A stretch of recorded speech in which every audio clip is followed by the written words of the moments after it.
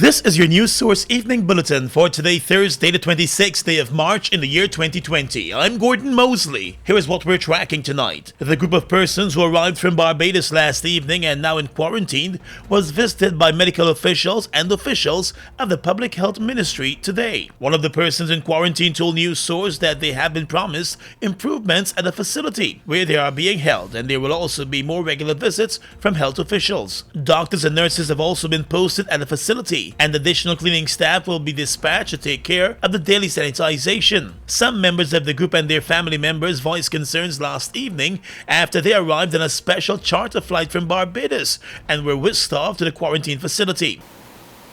They were advised before they returned that they will be in quarantine for 14 days upon their arrival. We wish to reiterate that these measures are an effort to protect all of us. All medical services are catered for at our sites.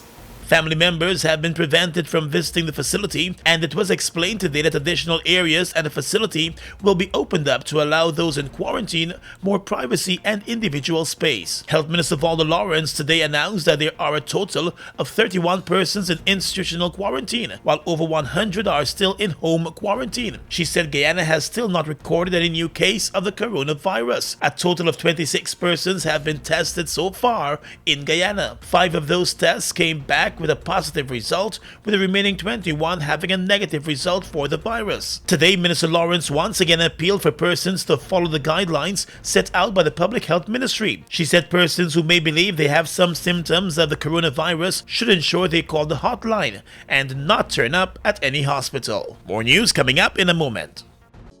Parents and guardians, you are encouraged to tune in to the Guyana Learning Channel, Cable 29 or Channel 42 for daily educational and interactive learning sessions. The nursery program airs from 6 hours to 9 hours. Primary programs from 9 hours to 12 noon. We also air informative documentaries from 12 noon to 13 hours, and our secondary level programs are aired from 13 hours to 15 hours. Please continue to listen to our radio broadcasts. The interactive radio instruction for grades 1 to 3 daily on Voice of Guyana from 9 hours 30 to 10 hours for grade 1 pupils, from 10 hours 30 to 11 hours for grade 2s, and 13 hours to 13 hours 30 for grade 3 pupils. Please remember to tune in to benefit from these educational opportunities. A message from the Ministry of Education. GBTI is your Guyanese bank, a bank that understands every customer's unique needs, opportunities, challenges, and financial concerns. At GBTI, we see you for you. Whether you're buying a new home or car, planning your next vacation or retirement, saving for your child's future, or whether you're ready to take that bold step of investing in your dream business idea, we are with you every step of the way. We hear your stories and watch you focus on your dreams as we share your aspirations. We are more than just banking. We are a family. We are part of your community. Our commitment extends way beyond the walls of our branches and is demonstrated every day in the opportunities we provide to our individual and business customers. The support, time, and commitment we give back to communities across Guyana to help improve the lives of our Guyanese families. Because we see Guyana through your eyes.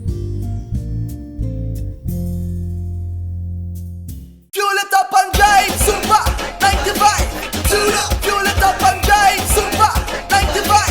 Tune up. Protect your fuel system, boy. High mileage and performance, boy. Guy Super 95 gasoline gives you more reasons to drive and is available at 56 service stations nationwide. For affordable price, high performance, and high mileage, choose Guy Super 95 gasoline. Fuel it up and drive. Tired of long lines? Register with MyGTT at mygtt.co.gy.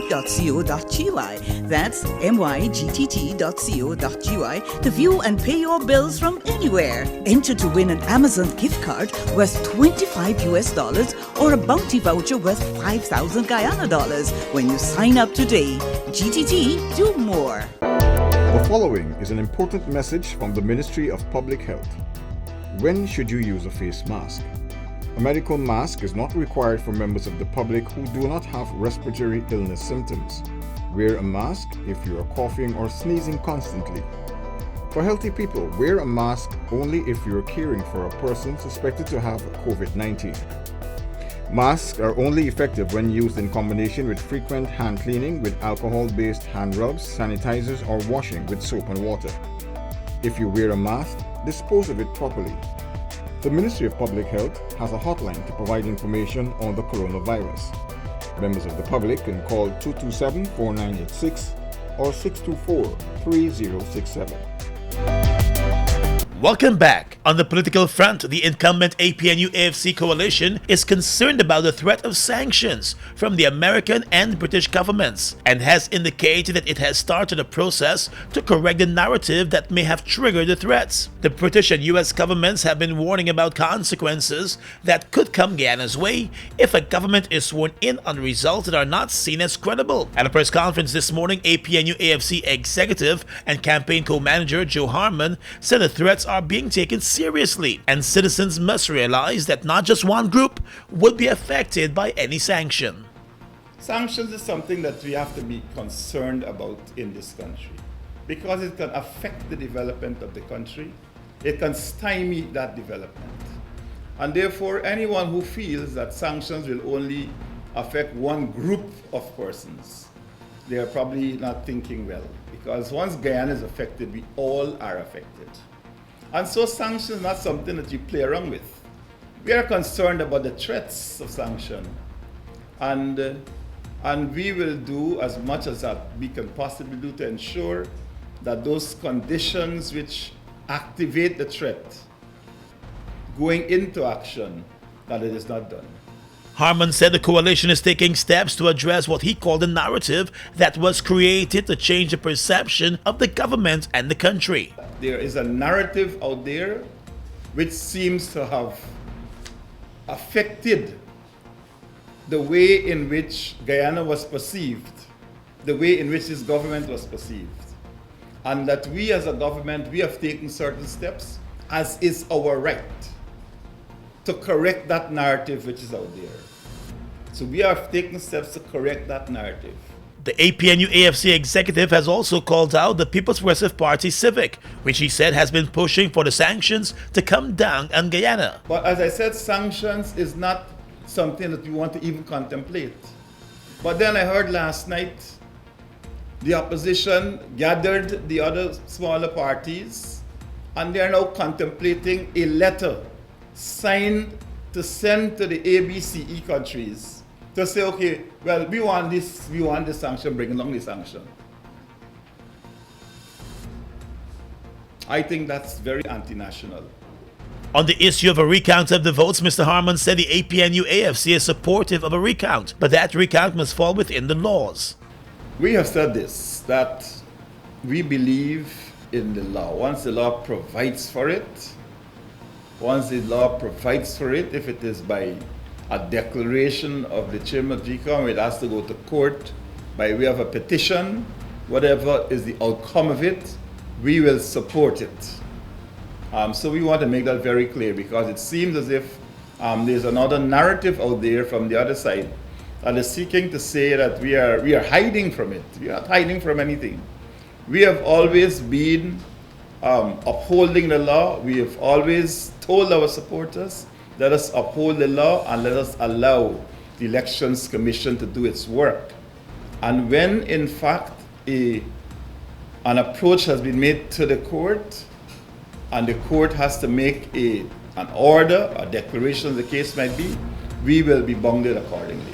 It was President David Granger who initiated a national recount after reaching out to CARICOM and getting the agreement of the opposition leader. But the process never got underway as an interim injunction sought by a coalition candidate was granted. Today, Mr. Harmon said the APNU-AFC became a party to the matter before the court, as other interested parties did the same. The APNU-AFC coalition remains convinced that it has won the elections, and when the court matters and other issues are completed, the way should be cleared for a final declaration by the Guyana Elections Commission, the party believes. Mr. Harmon said the APNU-AFC coalition has always relied on the independence of the Guyana Elections Commission to do its work. Still in the world of politics, the General Secretary of the People's Progressive Party, Barra Jagdeo, shot down claims today by the APNU-AFC coalition that he is anti-national for supporting threats of sanctions against Guyana. At an afternoon press conference, Mr. Jagdeo said his party is actually fighting against the sanctions, and Guyana could avoid the sanctions by having the votes recounted. We're still trying to avoid the sanctions by asking them to do the right thing, which is to have a recount done that would allow the rightful president to be sworn in, and then we can avoid all of the sanctions, personal as well as national sanctions that would affect all of our people. At an earlier press conference today, APNU-AFC Executive Joe Harmon accused Mr. Jagdeo and the PPP Civic of being anti-national after reports surfaced that the PPP was fully behind calls for sanctions. Jagdeo said he is not the one who is anti-national. We are not anti-national.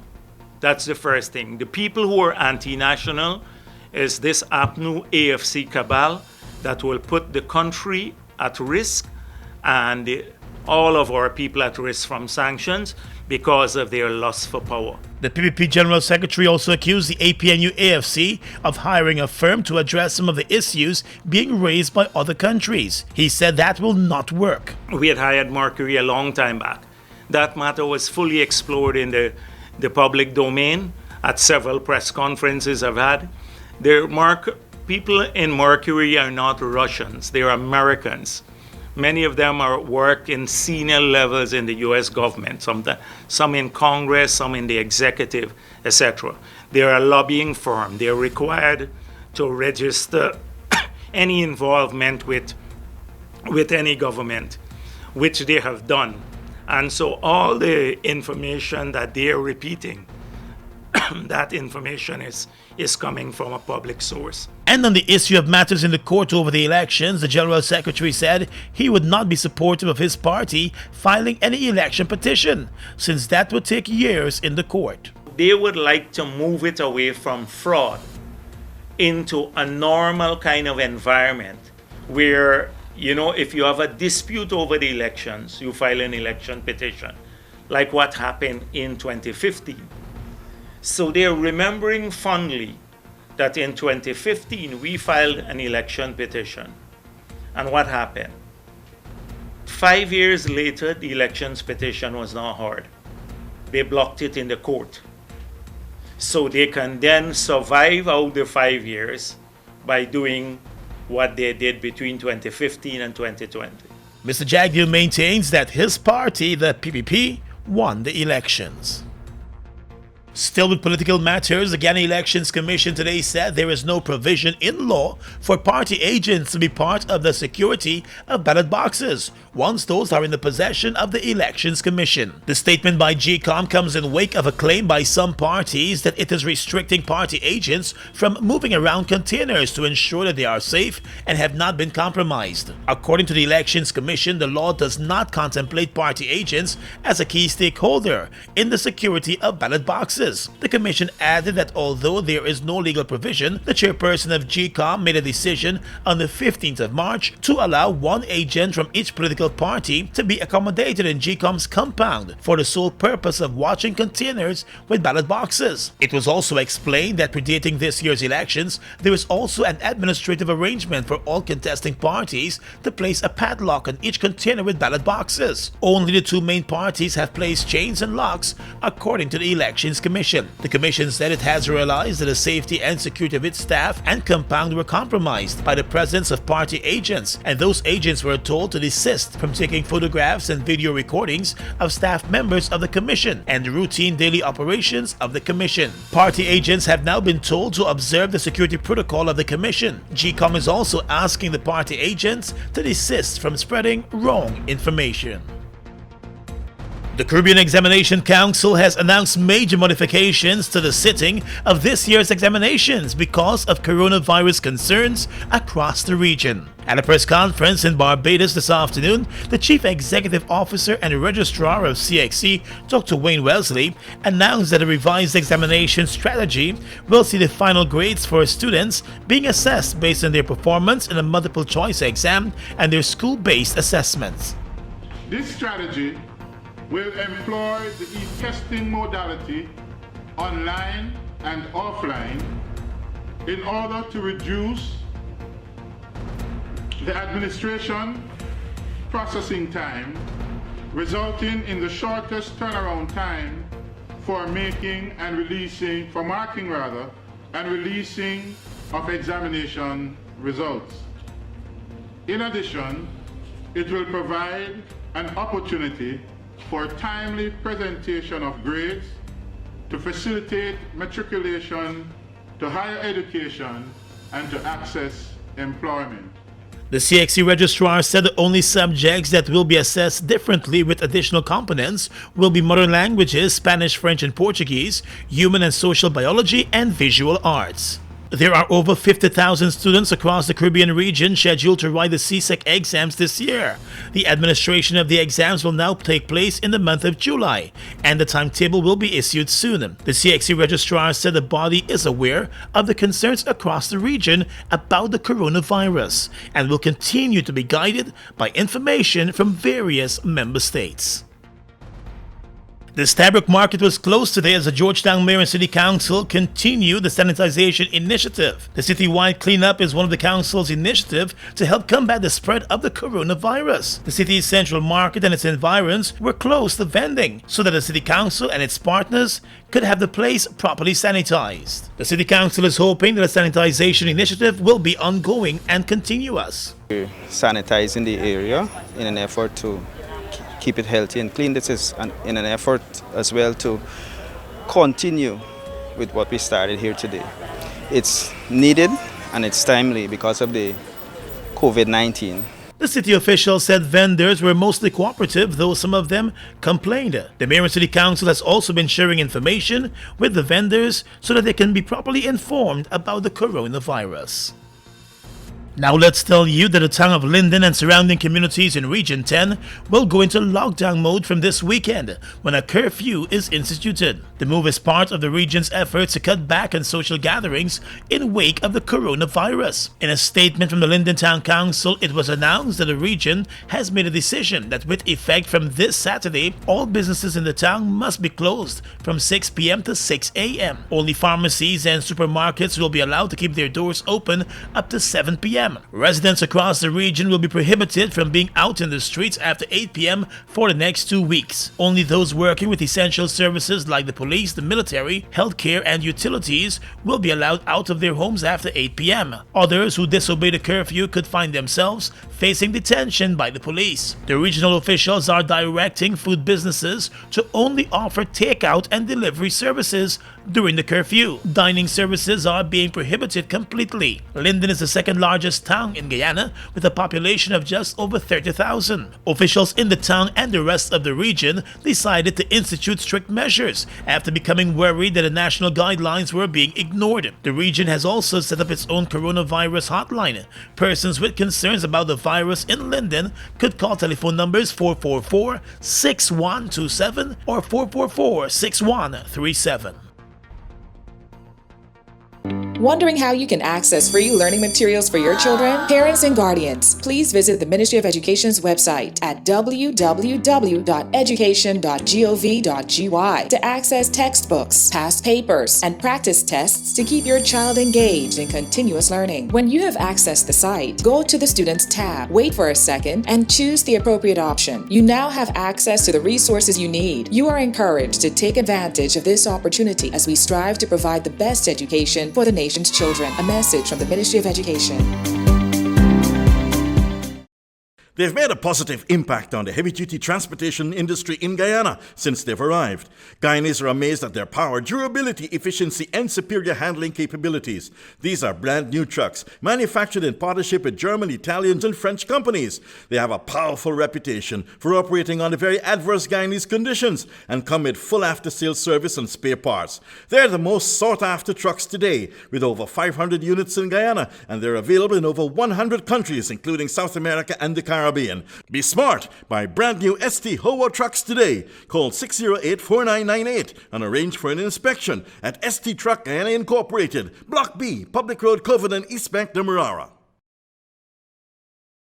We are legions of men standing strong, but never too proud to stoop and help someone. We must send a clear signal to all. Do right. Walk in upright ways, knowing that's what being a man is all about. And ever aware that things will only get worse when good men do nothing. Stand strong. Be the one to live right. Falls, a trademark of China's Zhanghao Incorporated, located at Land of Canaan, East Bank, Demerara, was incorporated in April of 2013 with over $10 billion Guyana dollars invested in a state-of-the-art 100,000 barrel fuel storage facility, a modern service station, an office complex, and a modern wharf that can berth international vessels. Having no association with any other fuel company, Falls imports its own fuel, which meets quality specifications, has all the legal permits, and is in compliance with international requirements. Its bulk facility can load 8 trucks simultaneously at a rate of 1,000 liters per minute, while the service station can service 12 cars at a time using computerized fuel pumps, which can facilitate the use of ATM cards.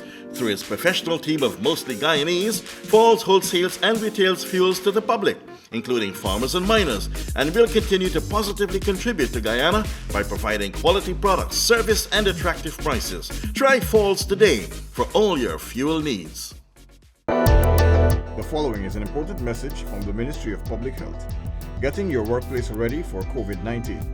Surfaces such as desks, tables, and telephones with keyboards must be wiped with disinfectant regularly, or at least every few hours. Use containers of hand sanitizers and place them in prominent places around the workplace. Provide access to places where staff can wash their hands with soap and water, and promote regular hand washing at the workplace. The Ministry of Public Health has a hotline to provide information on the coronavirus. Members of the public can call 227-4986 or 624-3067. Across the region right now, the U.S. has charged Venezuela's President Nicolas Maduro and other senior officials in the country with narco-terrorism. It accused them of flooding the U.S. with cocaine and using drugs as a weapon to undermine the health of Americans. The charges were announced by the U.S. Attorney General William Barr. A $15 million reward is being offered for information leading to the arrest of the Venezuelan president. The U.S. move will further escalate tensions between the two countries. Washington has long accused the Venezuelan president of leading a corrupt and brutal regime, a charge he has repeatedly rejected. The U.S. backs the opposition leader Juan Guaido, who declared himself the interim president last year. The new charges represent an escalation in the long-standing U.S. pressure campaign on Mr. Maduro. The new charges represent an escalation in the ongoing and long-standing U.S. pressure campaign on Mr. Maduro, which also includes sweeping sanctions on Venezuela's oil industry.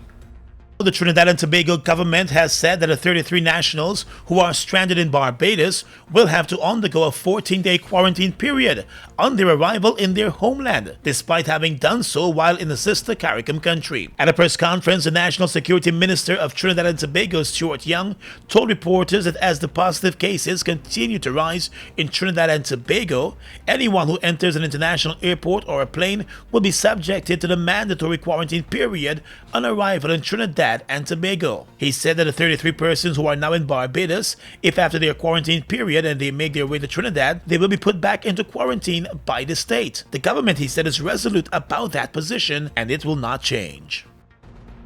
And finally tonight, international news. Mexican protesters have shut a U.S. southern border crossing amid fears that untested American travelers will spread the coronavirus. Residents in Sonora, south of the U.S. state of Arizona, have promised to block traffic into Mexico for a second day after closing a checkpoint for hours on Wednesday. They wore face masks and held signs telling Americans to stay at home. Mexico has fewer than 500 confirmed cases of the coronavirus, while the U.S. has over 65,000. The border is supposed to be closed to all except essential business, but protesters said there has been little enforcement and no testing by the authorities. The blockade was led by members of a Sonora-based group, Health and Life, who called for medical testing to be done on anyone who crosses from the U.S. into Mexico. And that's your News Source Evening Bulletin for tonight. Gordon Mosley reporting.